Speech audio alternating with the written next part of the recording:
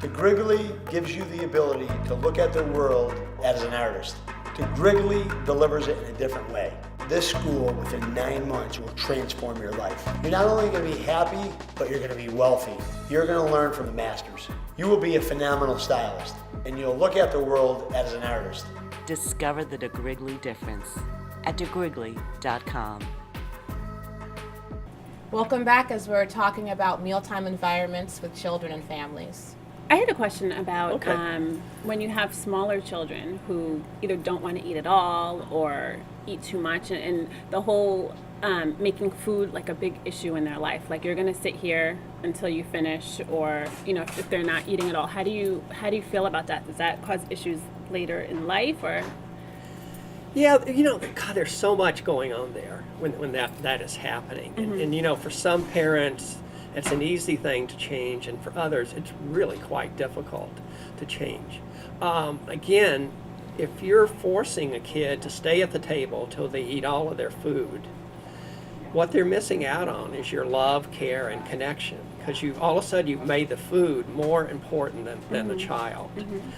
I talk about, especially when kids get around 3 or older, you can start to have more structure around your meals and snacks. Like your breakfast, snack, lunch, snack, dinner, and snack. And then That's a lot of snacks. What's that? That's a lot of snacks. Well, except, these, but when you're little, when they need it. When you're little, a handful of grapes, that's a snack. Well, except what I'm also telling parents, the snack time is your friend. Because what I talk about is the parent is in charge of what foods are provided, when the kid eats, and where the kid eats. And because you don't want people just eating whenever they want, whatever they want, because they're missing out on that connection with you, that emotional connection. Okay. And you really want to be using your power to set the what, when, and where. But then we say the kid has their own job, and that is the kid is in charge of how much they eat at each meal or snack, or even whether they eat a particular food or all their food.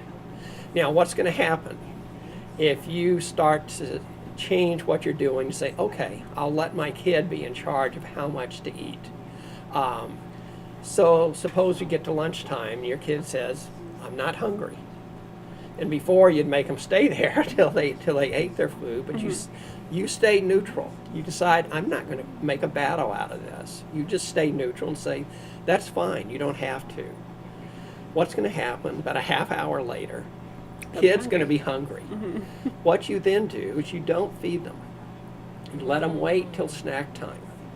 And when I'm working with parents, we set sort of the major boundary, which is you're not going to kill your kid if you make them wait for 2 or 3 hours before they eat again. And the kids start to get some really important gifts. One, they get to have the experience of having some hunger and learning they can survive that. They can get through it. I think that's building resilience. See, my kid, the drama, I can imagine, like 3 hours of like, Mommy, I'm dying. Like, kids can be dramatic. Have some water. That's the lesson, is basically what you're saying, that you're not going to die. Exactly. Yeah. And the next time, this is the meal also time. a great opportunity for you to set the limit. Right. You're going to have to wait. Your kid is going to push back. They're going to try to get you to change. Right. Your job is to keep that limit. Now, to make it really powerful, what you want to do is you want to communicate to them, yeah, I know you want to eat. So they understand you know what they want. You also want to communicate, you understand what they're feeling. You are really hungry, your stomach's killing you, sort of thing. And just so they understand that. And you don't give in. Now, you're not going to get warm fuzzies Right. for this, but still setting the limits and keeping them when it's appropriate is really an act of parental love. And you probably will only have to do that once.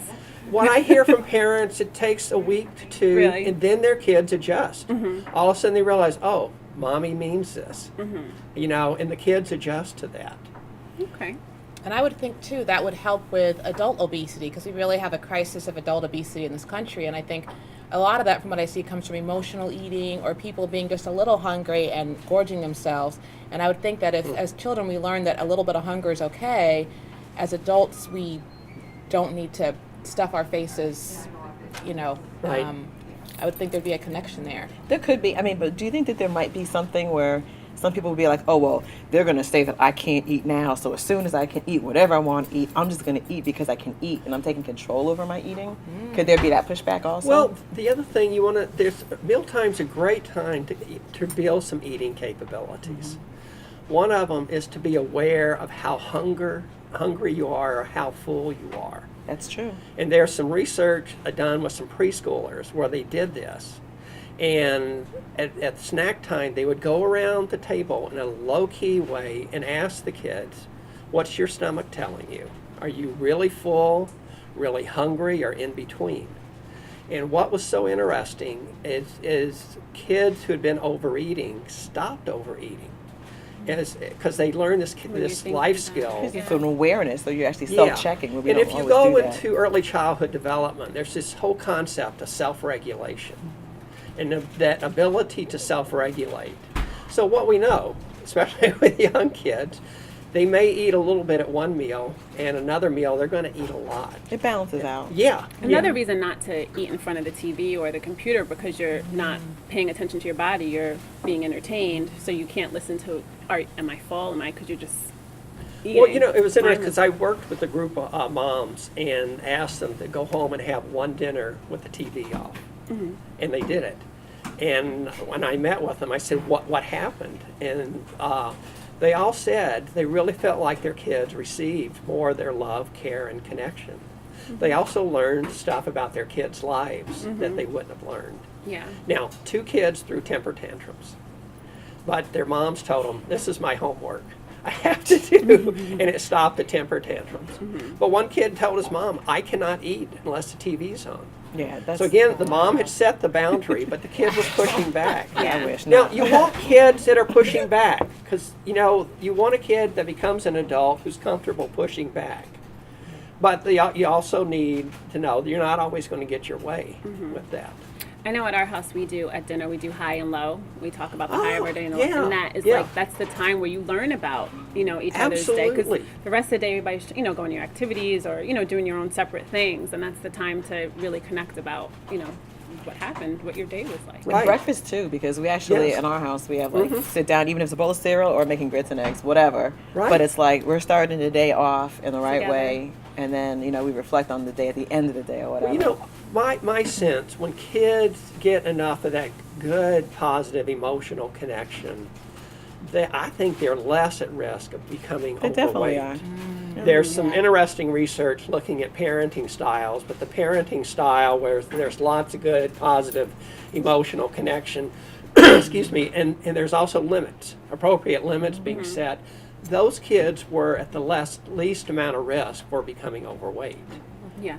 So, Well, I'd like to really thank Charles Slaughter for coming in today and talking about mealtime environments and how to have healthy eating with children and positive relationships. And that, yes, it is okay to say no to your children. Please, parents. Charlie's book will be coming out soon about healthy mealtime environments, and as soon as it's published, we will have a link to it up on the IMO website. Thank you, and next we'll be talking about the Oscars and what people were wearing. We'll see you soon.